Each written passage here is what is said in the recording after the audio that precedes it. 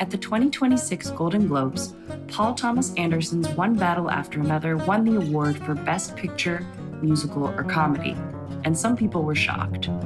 Not that the film won such a big award, but that One Battle After Another, with its action-packed plot and exploration of ICE raids and white supremacy, was classified as a comedy. Much of the comedy in One Battle After Another can be classified as dark humor, especially the subplot about Colonel Lockjaw's quest to join the coveted Christmas Adventurers Club. To understand exactly what makes this subplot so humorous and satisfying, let's use the German term schadenfreude, meaning the amusement, satisfaction, or exuberance we feel at the misfortune of others. Cultural historian Tiffany Watt-Smith identifies many mechanisms for why we feel schadenfreude and why it's actually a normal human response. Sometimes, watching the misfortunes of others makes us laugh as a form of catharsis. Laughing allows us to release the tension and revel in the knowledge that, thank goodness, this did not happen to me. This is the type of schadenfreude at play when Kevin from The Office drops the chili he spent so long cooking the night before and tries in vain to scoop it back into his enormous chili pot with pieces of paper. This is a relatable situation that could happen to anyone, but it's funny because it didn't happen to us in the audience.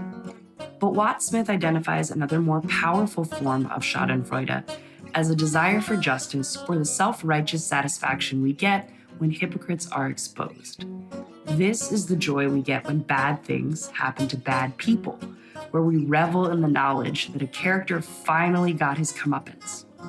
This form of schadenfreude is especially powerful when the character who finally gets what he deserves reflects a type of person who should get comeuppance in the real world, but doesn't. Our childhood bullies may have gotten away with their playground name-calling, but seeing the fictional Regina George get hit by a bus as she's about to emotionally eviscerate Katie Heron satisfies our urge for real-life revenge. This is the form of schadenfreude we feel watching Colonel Lockjaw, primary antagonist of One Battle After Another. One Battle After Another follows ex-revolutionary Pat Calhoun, alias Bob Ferguson, and his daughter Willa as they try to evade capture by Colonel Lockjaw.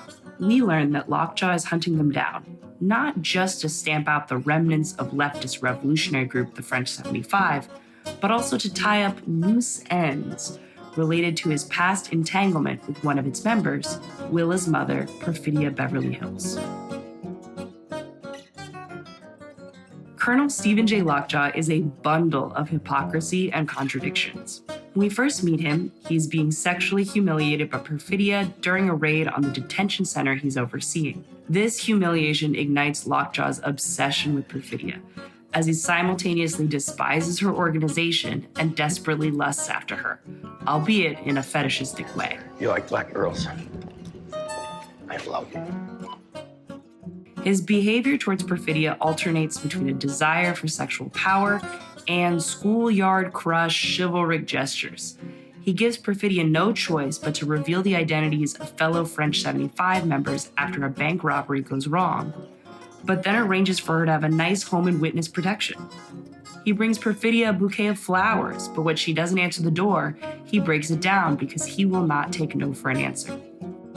This scene is an early instance of schadenfreude, as Lockjaw contemplates Perfidia's crass rejection letter like a loser who has stood up for a date. We see Lockjaw's hamartia, or tragic flaw, of deeply wanting to be loved by others, but failing to truly receive it. But any momentary pity we have for Lockjaw fades as we see him stage ICE raids to settle his own personal issues. Make me a reason to deploy in that town. Drugs and tacos. Pathetic as he may be, he's absolutely a villain whose validation seeking leads him to seek out the Christmas Adventurers. Despite their cutesy name, the Christmas Adventurers are a white supremacist secret society that meet in subterranean rooms to talk about how to advance their fight against miscegenation and immigration. Their members, all older white men, dress in the finance bro uniform of polos and quarter-zip vests, a dig by director Paul Thomas Anderson at the shadowy intentions of similarly dressed venture capitalists in modern American society. From their clean-cut appearance to the subtext of their conversations about purity, to their goofy repetition of Hail St. Nick, the Christmas adventurers cultivate an aura of respectability as a mask for their racist activities. Lockjaw desperately wants to be accepted into this club, but meets a snare when it's time for the club's thorough background check. Despite assuring club leader Virgil Throckmorton that he has never engaged in an interracial relationship, he fails to disclose that he may, in fact, be the biological father of a biracial daughter with Perfidia. From the first meeting between Lockjaw and the members of the Christmas Adventurers, we are rejoicing at Lockjaw's discomfort and debasement. In the elevator, Lockjaw deliberately combs the few hairs he has in an effort to impress before being ushered into a back room of Throckmorton's daughter's wedding to briefly meet with some of the adventurers. Lockjaw may be the head honcho of ICE, but he's not truly welcomed into the elite society Throckmorton represents. Instead of being allowed to mingle with wedding guests, Lockjaw is escorted through a service door because dress was formal, so we just didn't want you to feel out of place. Lockjaw is further made uncomfortable when he's interrogated by Throckmorton about past interracial relationships, as we, the audience, know he's lying in order to meet the racial purity threshold set by the club. It is satisfying to see Lockjaw squirm and grovel for the honor of being considered for membership by the Christmas Adventurers, bringing to mind that self-righteous satisfaction described by Watt Smith. After a conversation with Pat at a convenience store, Lockjaw begins to suspect that he might be the father of Perfidia's daughter Willa, living proof that Lockjaw lied to the Christmas Adventurers about his past. Lockjaw realizes he must determine if Willa is his daughter, and if so, eliminate her before the Christmas Adventurers complete their membership vetting process, ominously called the Double Yankee White Inquisition's completum. And what better cover for his secret paternity investigation than a planned ICE raid on Backton Cross, California, the town where Willa now lives. In his need for acceptance from the Christmas Adventurers, Lockjaw puts not only Willa's life at risk, but also jeopardizes the safety of Backton Cross's immigrant community, who must now flee masked officers barging into their businesses and safe houses. This backdrop of selfishness and injustice makes the schadenfreude in the next scene, in which Lockjaw captures Willa at a convent and forces her to take a DNA test with him, all the more entertaining. While this is an ostensibly suspenseful scene as Willa's future is held in the balance, Anderson leans into comedy. Watching Lockjaw fumble around with the DNA test kit and then awkwardly wait for the results is silly, making the audience chuckle that thank God it didn't happen to me, like when Kevin drops the chili. You would think that a supervillain like Lockjaw would have a lowly minion get Willa's cheek swabbed for him. Funnier still is the ease with which Willa roasts Lockjaw as he defensively sputters, I'm not gay, if that's what you're saying. I didn't say that. when Willa asks why his shirt is so tight. The whole moment is absurd and makes us laugh because we know how much Lockjaw prizes his hypermasculinity, so seeing him cut down a peg by a teenager is satisfying. He gets even more rattled when Willa remarks on the lifts in his shoes and comments that she must not be his daughter because she can f***ing read. Other moments, Anderson plays for laughs. But when the DNA reader shows a match between Willa's and Lockjaw's samples, we're reminded that this buffoon has real power, and the mood of the scene becomes ominous again. Luckily, Willa and Pat escape from Lockjaw, but not before a quarter-zip assassin sent by the Christmas Adventurers shoots Lockjaw, leading his car to veer off the side of the road and explode. And yet, Lockjaw survives, pulling himself from the wreckage, looking even more goofy and grotesque than before. He waddles along, his face covered in blood and permanently disfigured. As he meets with Throckmorton and Sandy one last time, the audience gleefully gasps at the reveal of Lockjaw's glass eye and cleft lip. Finally, he is a permanent reminder of the results of his selfish actions.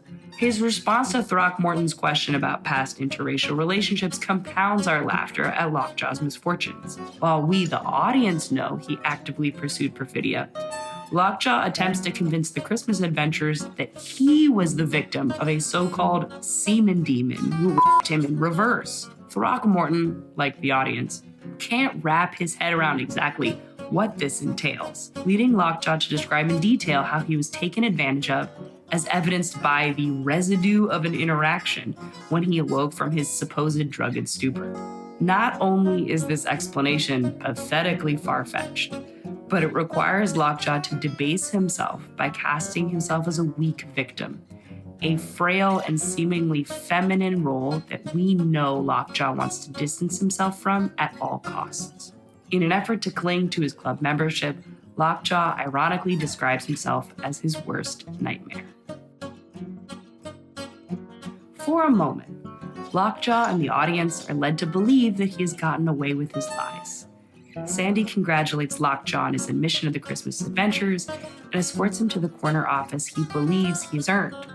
Overjoyed, Lockjaw exclaimed, "Oh, Mommy, thanks, sir," before expressing his relief at passing the interview. But after basking in the glow of his new office, Lockjaw realizes something is amiss.